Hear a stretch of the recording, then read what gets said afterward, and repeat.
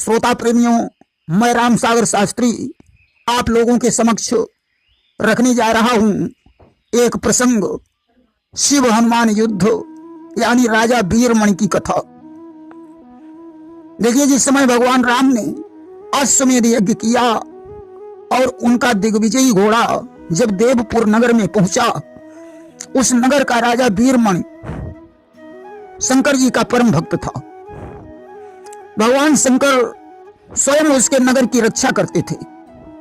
अब तो ज्यों ही वीरमणि के पुत्र रुक्मांगद ने उस घोड़े को देखा जिसके मस्तक पर एक पत्र बंधा हुआ था, उस पत्र में लिखा था कि कौशलपुर अब सम्राट हुए, जग की जनता स्वीकार करे, जो कोई घोड़ा रोके वो रण में लड़ना स्वीकार करे। रामचंद्र जी अब चक्रवर्ती सम्राट हो गए हैं, यह समस्त जनता को स्वीकार करना पड़ेगा। जो इस घोड़े को रोकेगा उसके साथ युद्ध होगा। रुक्मांगद ने विचार किया, अगर यह घोड़ा ऐसे ही चला गया तो हमारे पिता वीरमणि के वीरत्व का अपमान होगा। कि इस घोड़े का यूं ही जाना वीरत्व ल जाने वाला है, अपना एवं मेरे पितु का अपमान कराने वाला है।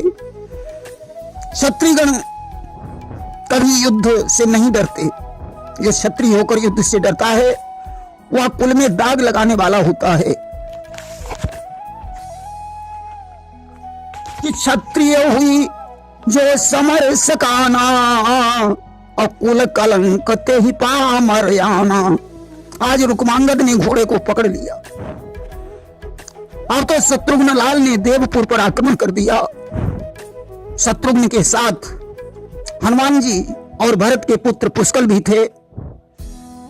कि घोड़ा जब पकड़ा गया हुए शत्रुघ्न क्रुद्ध, महाभयानक छिड़ गया देवपुरी में युद्ध। अब तो महाभयानक युद्ध छिड़ गया कि ढपढोल और शंखों के स्वर पृथ्वी दहलाए देते थे, बलवानों के गर्जन तर्जन आकाश हिलाए देते थे। अब तो पुष्कल ने वीरमणि का सामना किया। हनुमान जी वीरमणि की सेना का संहार करने लगे। शत्रुघ्न और रुक्मांगद का युद्ध होने लगा। आज धनुआ पर धनुआ खड़क उठे, बाणों पर बाण बोल उठे। वीरों का बांका युद्ध देख पृथ्वी पाताल डोल उठे। यहां तक कि पुष्कल के बाणों से राजा वीरमणि घायल हो गया। हनुमान जी सेना का विनाश कर रहे हैं। अब तो ज्यों राजा वीरमणि घायल हुए, सारी सेना प्राणों को लेकर भाग खड़ी हुई। आज भगवान शंकर ने देखा हमारे भक्त पर मुसीबत है, वीरभद्र को बुलाया और नंदी पर सवार होकर देवपुर नगर में पहुंच गए। कि मेरे शिव जी हैं ऐसे निराले, जैसा कोई निराला नहीं है, सारी दुनिया में इनके बराबर कोई भी भोला भाला नहीं है। दुष्ट हो चाहे कितना हो पापी, आ गया जो भी शिव की शरण में, बिन दिए उसको मन की मुरादें, खाली मंदिर से टाला नहीं है। भगवान शंकर बड़े भोले भाले हैं, भक्त के कष्ट को कभी अपनी आंखों से नहीं देख सकते हैं। अब तो वीरभद्र ने पुष्कल का सामना किया। नंदी के साथ हनुमान का युद्ध होने लगा। शत्रुघ्न के साथ भगवान शंकर युद्ध करने लगे। यहां तक लिखा है कि नंदी और हनुमान के बीच 5 दिन घमासान युद्ध हुआ। कि नंदी और हनुमान मझारा, और 5 दिवस रण भयो करारा, परंतु दोनों में हार जीत नहीं हुई। उधर वीरभद्र के हाथों से पुष्कल की मृत्यु हो गई। कि वीरभद्र अभद्र रण कीन्हा, और पुष्कल केर काट सिर लीन्हा।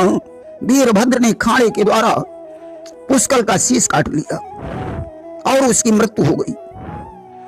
इधर शत्रुघ्न ने भगवान शंकर के साथ 11 दिन युद्ध किया कि 11 दिवस शत्रुघ्न साथा कीन कठिन रण गिरिजा था। आखिरकार भगवान शंकर के प्रहार से शत्रुघ्न मूर्छित हो गए। शत्रुघ्न के मूर्छित होने पर हनुमान जी भगवान शंकर के साथ युद्ध करने लगे। अब तो रुद्र के साथ युद्ध हो रहा है। आज भगवान शंकर युद्ध देखकर प्रसन्न हो गए और उन्होंने हनुमान से कहा, मैं तुम्हारे युद्ध पर प्रसन्न हूं, तुम मुझसे कोई वरदान मांग लो। कि हुई प्रसन्न बोले सुरत्राता, मांगहु वर प्रसन्न मैं ताता। हनुमान जी ने कहा, भोलेनाथ, इस युद्ध में भरत का पुत्र पुष्कल मारा गया है, शत्रुघ्न लाल बेहोश पड़े हैं, मैं संजीवनी लेने जा रहा हूं, तब तक आप इनकी रक्षा करें। आज भगवान शंकर ने एवं वस्तु कह दिया। हनुमान जी संजीवनी लेकर आए। आज संजीवनी के द्वारा हनुमान ने पुष्कल को जीवित किया और शत्रुघ्न लाल को होश में लाए। अब तो ज्यों शत्रुघ्न की मूर्छा दूर हुई, उन्होंने फिर भगवान शंकर से युद्ध करना शुरू कर दिया। शत्रुघ्न जब शिव को जीत नहीं पाए तो उन्होंने भगवान राम का स्मरण किया कि लोकाभिरामम रणरंगधीरम राजीव नेत्रम रघुवंशनाथम कारुण्य रूपम करुणाकरंतम श्री रामचंद्रम शरणम प्रपद्ये। अब तो धनुष बाण लेकर भगवान राम प्रकट हो गए कि याद किया श्री राम को आए लीला धाम, सन्मुख जाकर शंभु ने सादर किया प्रणाम। जब भगवान राम को देखा, शंकर जी चरणों पर गिर पड़े, बोले, प्रभु मुझे क्षमा करना, मैंने वीरमण की नगरी की रक्षा का वचन लिया है, इसलिए मुझे युद्ध करना पड़ा। मैं अपने भक्तों की उसी प्रकार रक्षा करता हूं जैसे एक माता अपने पुत्र की रक्षा करती है। कि करम सदा तिन कै रखवारी, जिमि बालक राखई महतारी। अब तो वीरमणि ने देखा कि हमारे आराध्य देव शिव स्वयं भगवान के चरणों में पड़े हैं। आज वह भी राम की शरण में चला गया। वीरमणि ने अपने पुत्र रुक्मांगद से घोड़े को मंगवाकर वापस कर दिया और उसने अपना सारा राजपाट राम के चरणों में निछावर कर दिया तथा भगवान की प्रार्थना करने लगा कि जय राम रमारम नम समनम रघुनायक सायक चाप धरम नपुनायक दे वरदान निदम चरणाम बुझ प्रेम सदा सुभदम। आज भगवान राम उसकी प्रार्थना पर प्रसन्न हो गए, अभय होने का वरदान दिया और अंतर ध्यान हो गए।